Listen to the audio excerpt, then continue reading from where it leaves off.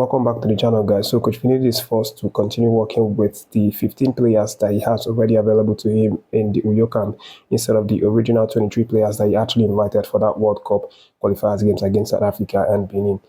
And the report right now coming out from the Super Eagles official media person, Promise Efege, is stating that these 8 players that are being waited or awaited in camp are already in Lagos. The only thing that's holding them from joining the guys in Uyo is the situation with with NLC and TUC, the striking situation. Of course, we talked about that in the last video.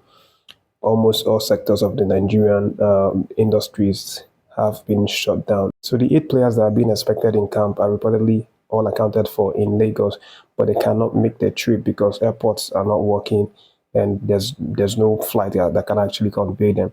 This has led to a story that claims that NFF are currently working about a solution to get a private jet to convey these guys to Uyo. The report is that they might actually right now be talking to Uyo State government, about the possibility of this government aiding in the process of getting a private jet to get these guys to the camp. But there have been a lot of Nigerian fans who advise or suggest that these 8 players should board a night bus, a Chisco night bus, straight to Uyo. That it won't take them more than 6, 7, 8 hours to get there.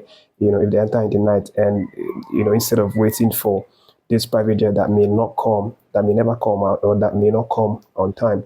That's what some people are saying on the internet. This is very risky, especially for popular people. The situation in Nigeria doesn't exactly support these celebrities, sports celebrities, traveling overnight for that one. But beyond the players, it still poses a problem. If the strike continues, then as I mentioned in the last video, the match is in danger of being cancelled because the organizers are now saying that it may be impossible to actually organize a match in Uyo with this whole industries, this whole sectors shut down. South Africa as well, I mentioned in the last video that they want to come tomorrow being Wednesday, and this is also going to be the issue that they would face. So for this reason, one of NFF's top official has now stated that NFF has contacted CAF and FIFA and told them about the situation of things in the country, about the whole striking issue and how it has impeded or disrupted the plans towards the World Cup qualifiers game. This NFF's official hinted that this is the only way to be safe in the books of CAF and FIFA. Otherwise, Nigeria wants the risk of incurring punishments from these bodies. And of course, FIFA already has it in their calendar that this Friday is going to be a day that 9 qualifiers games will be played. And Nigeria and South Africa is one of the recognized games that FIFA has in their timetable or in their calendar. So reporting to them or giving them updates about what's happening right now with the striking situation is obviously a nice step that the NFF has now taken as a way to inform them beforehand so that they know what's currently happening. And the event that maybe this is something that can't be controlled, maybe the strike goes beyond a Friday and the match doesn't hold, then we may not face any sort of punishment from FIFA or from CAF. And in this case, if it makes sense, FIFA and CAF, might put heads together and find a day to reschedule these games. But despite the current issue, Coach Finidi and his assistant coaches are very focused on training and preparing these 15 guys that are currently in camp, even though it's still kind of impeding on the plans and the strategy that he wants to implement with the 8 players not being able to join. 8 players are not just ordinary 8 players. They are, a very important part of the squad that he hopes to work together and implement the strategy ahead of the South African game. But they are definitely going to still come out today. It's probably going to be an indoor training. But again, they hope to do something today as always, because they had a rest yesterday evening. They trained in the morning of yesterday and then rested yesterday evening because of sprained muscles and all of that, which really wanted to rest the guys. But definitely sure that today is going to be another day that they do something. More updates will come out in the next hours, and I'm definitely going to let you know about it. Hopefully something positive to share here. But aside from that one, guys, let me let you know that Leslie Ugochukwu and Michael Olise have now been invited by Thierry Henry, who's currently the coach of the under 21, under 23 French team, and he's the one in charge of inviting French players for the 2024 Olympics that's going to be played in Paris on the 26th of July. So these players have now been invited. Of course, we know the whole story.